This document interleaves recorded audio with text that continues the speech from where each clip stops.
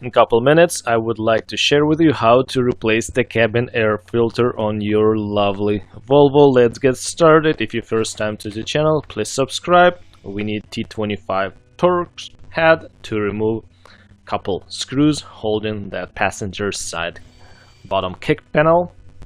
Very easy. Now pull that panel out to get access to that cabin air cleaner box.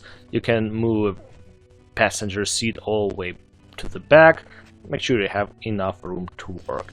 Okay, same Torx head, and yeah, we have to remove 4 more screws. Front ones are easy and back ones I can get with my ratchet.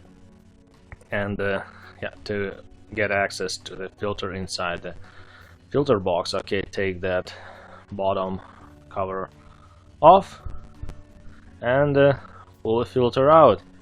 As you can see, quite a bit debris, some dirt already in a filter.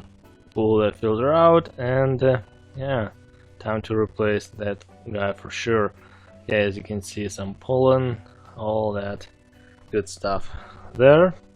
Okay, let's wipe the box a little bit, and here's our new filter. Just follow the shape of the filter. It only will go in only one way. Follow the flow arrow.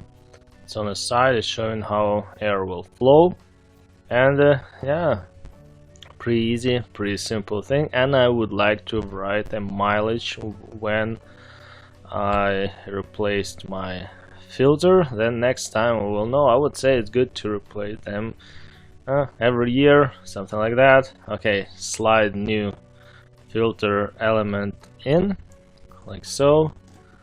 And guys, if you have any questions, put them down in the comment section below. If this video is helpful, thumbs up. Very appreciated your time watching the video.